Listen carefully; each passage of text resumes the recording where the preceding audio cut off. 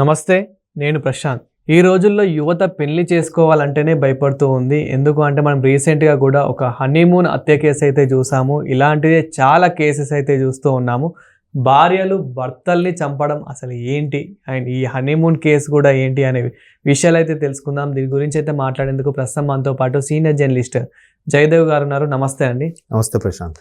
Sir, ఏంటి sir మనుషులు చంపుకోవడం మంచి సరదా అయిపోయినట్టు కనిపిస్తూ ఉంది. ముఖ్యంగా భార్యలు భర్తల్ని చంపే ఎక్కువ ఇవి మనకి సోషల్ మీడియాలో బాగా కనిపిస్తూ ఉన్నాయి. అసలు ఏం జరుగుతుంది? ఇది కొంతమంది భార్యలు భర్తల్ని చంపడం, వాళ్ళు సూసైడ్ చేసుకునేలాగా హింసించడం మనం చూసాం. బెంగళూరులో ఆవిడ ఒక సాఫ్ట్వేర్ ఇంజనీర్, ఆఖరికి వీడియో చేసి కూడా భార్య టార్చర్ తట్టుకోలేక సూసైడ్ చేసుకుందని చెప్పడం. అది జరిగిన కొన్ని రోజులకే ఢిల్లీలో ఒకటి సూసైడ్ చేసుకోవడం. ఇప్పుడు భార్య లేటెస్ట్గా భర్తని హనీమూన్కి తీసుకెళ్ళి పెళ్లి చేసుకుని మొన్న ఇంక మే 12 ఇప్పుడు చేసుకుందంట ఆమె. హనీమూన్కి అక్కడ గౌహతియా చిరపుంజి దగ్గర సోహరా దగ్గరికి తీసుకెళ్ళి అక్కడ ఫ్రెండ్స్తో కలిపి చంపించాడు. ఇవి ఒకవైపు నడుస్తున్నాయి. మరోవైపు భార్యని కుక్కర్లో ముక్కలుగా నరికి కుక్కర్లో పెట్టి ఉడికించి బయట పారేసిన ఘటనలు కూడా చూసాంగా హైదరాబాద్లో. అవును. మరి దాన్ని ఏమనుకోవాలి?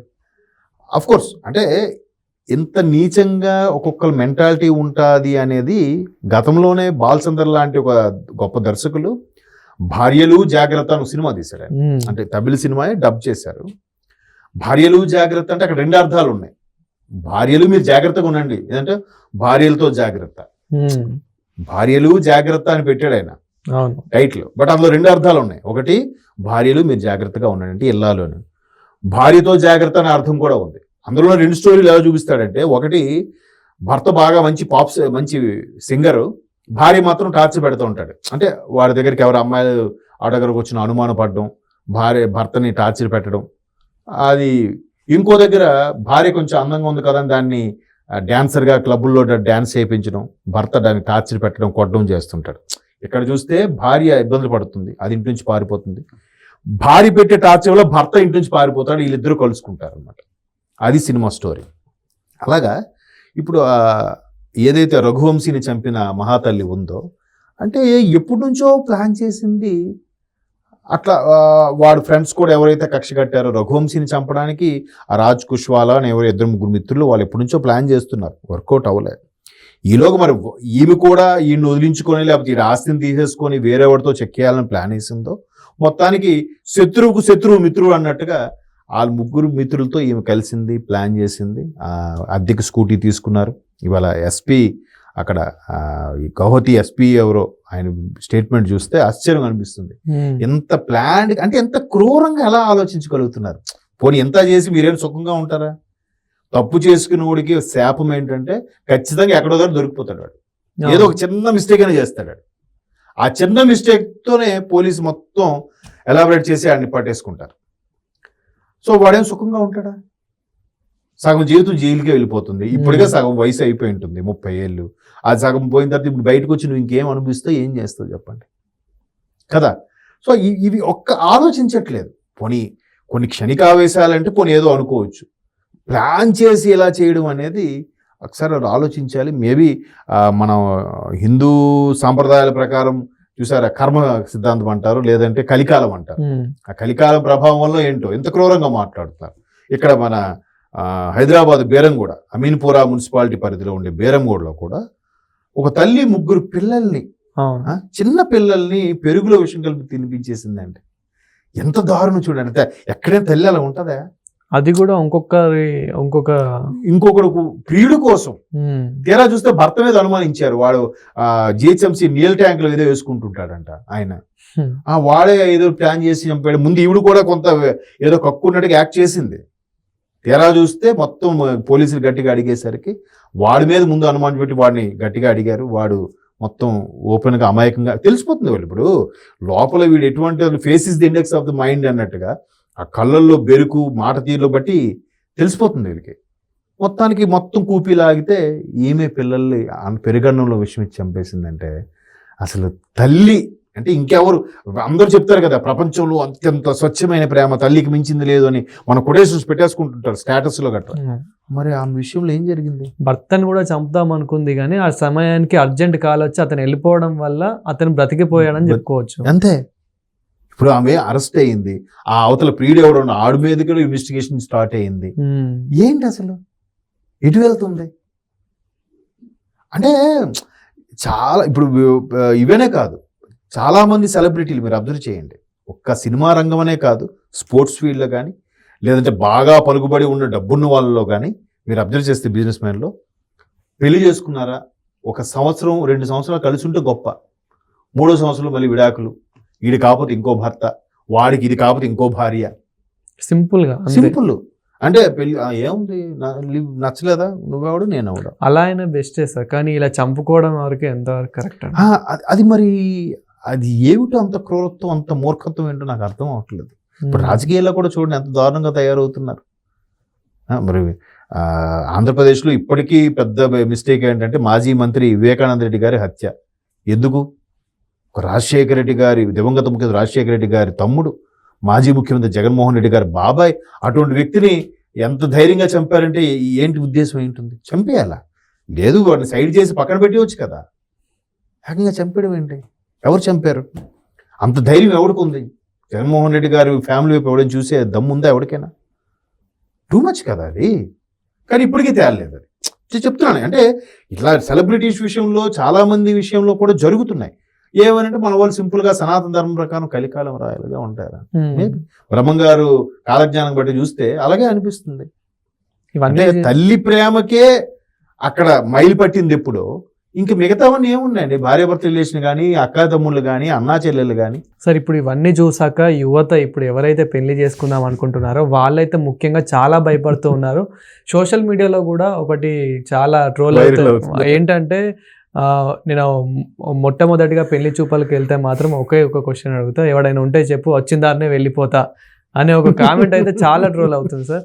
సో మీరు ముఖ్యంగా ఏం చెప్తారు సార్ కొత్తగా యువతని పెళ్లి చేసుకునే వాళ్ళకి ఏం చెప్తారు?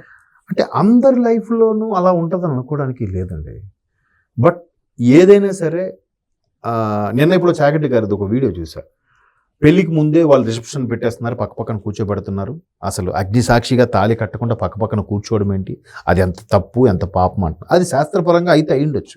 కానీ ఇప్పుడున్న జనరేషన్ ప్రకారం యువత ప్రతి ఒక్కరు వాళ్ళ మనోభావాల్ని ఇచ్చి పుచ్చుకోండి.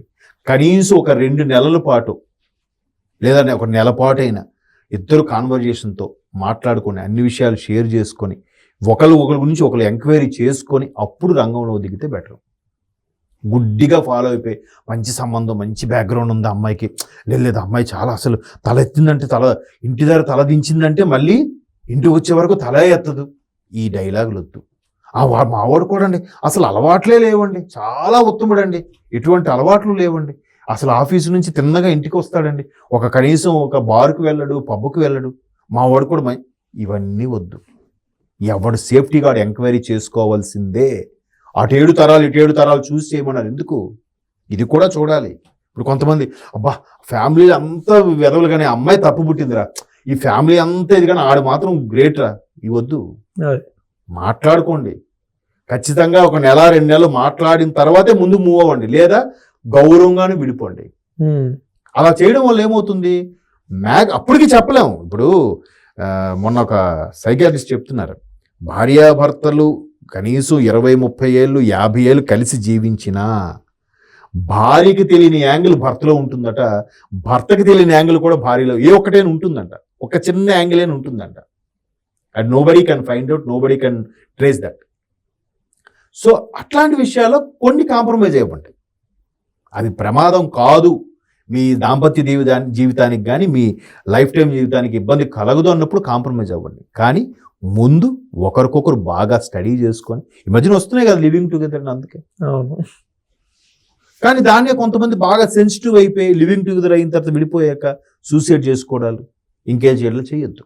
అవగాహన వరకు చేసుకోండి, కంట్రోల్ మీద ఉండండి, బాగా స్టడీ చేసుకో. అందుకే కదా మొన్న ఎవడో ఒక కవి జోక్ చెప్పాడు, ప్రతి 1000 మంది అబ్బాయిలకి 927 మంది అమ్మాయిలే ఉన్నారంట.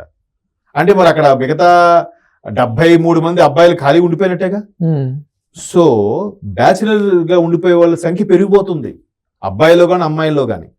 ఇంకొంతమంది లైఫ్ని వాళ్ళిద్దరు ముగ్గురు ఫ్రెండ్, నాకు తెలిసిన ఫ్రెండ్ ఒకడు ఉన్నాడు, నా జూనియర్ బాగా. వాడి దగ్గర ఉండే లైఫ్లో ఒక ఇద్దరు ముగ్గురిని పెళ్ళైన సంవత్సరంకో 2 ఏళ్ళకో విడిపోయడం చూసి ఇప్పుడు ఆయన పెళ్లి చేసుకుని అంటున్నాడు. ఓరు బాబు వద్దురా బాబు, చాలా చూశాను ఇవన్నీ. వాళ్ళ లైఫ్లో ఏదో జరిగిందో నీకెందుకు జరుగుతుంది అని అంటే, లేదన్నా 100 అట్లే ఉన్నారన్న అంటాడు. అంటే వాడికి ఎప్పుడో లైఫ్లో ఒక తోడు అనేది అవసరం అని తెలిసినప్పుడు మేబీ మింగిల్ అవుతాడేమో, ఒక తోడుని వెతుక్కుంటాడేమో. బట్ అప్పటికీ మనం ఎంత మాట్లాడినా ఎంత చేసినా విధిరాత అంటారు ఒకసారి, మనం సింపుల్గా మనకి లాజిక్ చెప్పలేక ఆ విధిరాత బాగాలేనప్పుడు. మరి ఇప్పుడు బీరంగోడ ఇన్సిడెంట్ తీసుకోండి, 3 పిల్లలు అంటే కనీసం ఎన్నో పెళ్ళి ఒక 10-12 ఏళ్ళు అయి ఉంటుందిగా. 10-12 ఏళ్ళు జీవించిన తర్వాత కూడా ఆ దుర్మార్గుడు అలా చేస్తుంది ఎవడనుకుంటాడంటే, అప్పటికి ఆ మైండ్ సెట్ అలా టర్న్ అయింది. దానికి వాడు ఏం చేస్తాడు చెప్పండి. నేను ముందు చెప్పినట్టుగా ఒక 3 నెలలు 2 నెలలు ఫోన్లో మాట్లాడుకొని దాని వెంట ఫాలో అయ్యి దాన్ని ఎంక్వైరీ చేసి వాళ్ళు పుట్టుపూర్వతలు అన్నీ తెలుసుకున్నాక కూడా అంతా బాగుంది, పెళ్ళి అయింది, పిల్లలకు అన్నారు, 10-12 ఏళ్ళ తర్వాత ఇలా బిహేవ్ చేస్తాను ఎవరు అనుకుంటారు చెప్పండి. మన చేతిలో ఏం లేదు. సో మంచి కోసం ప్రేయర్ చేయడం, మంచి దాని కోసం ట్రై చేయడం తప్ప మన చేతిలో ఏం లేదు. మంచిగా ఉండరు తర్వాత మారచ్చు, వేరే వాళ్ళు ఇంకా అంతకు మించి వాళ్ళు ఎవరు సెలెక్ట్ అయ్యి దొరికితే ఇదేందుకు దీన్ని సైడ్ చేసుకుందాం దాన్ని వెళ్ళిపోయే వాళ్ళు కూడా ఉన్నారుగా. అదే చాలా సినిమాలో కూడా వచ్చింది కదా, ఆహ్వానం సినిమా అదే, శ్రీకాంత్ కదా మొన్న ఎస్వి కృష్ణారెడ్డి గారు బర్త్డేకి మాట్లాడుతూ అదే చెప్పారు. భార్య కొడుకు బాగుంది ఫ్యామిలీ అనుకుంటే అంతకుమించి 10 కోట్ల ఆస్తిపర్రాలు దొరికేసరికి నువ్వు నాకు విడాకులు ఇచ్చి నేను దాన్ని చేసుకుంటాను అంటాడు. అదే ఆ సినిమా కాన్సెప్ట్. అంతకుముందు అదే కృష్ణారెడ్డి గారు తీసిన సినిమాలో అవసరాలు కంఫర్ట్స్ కోసం మొగుడిని అమ్మేస్తుంది, భర్తను అమ్మేస్తుంది. అంటే సినిమాగా సిల్లీగా అనిపించవచ్చు, బట్ అది రియల్గా జరుగుతున్నాయి ఇప్పుడు అవి, అవును కదా. సో అంతే, అది ఎలా ఉండాలి. Thank you sir. Thank you.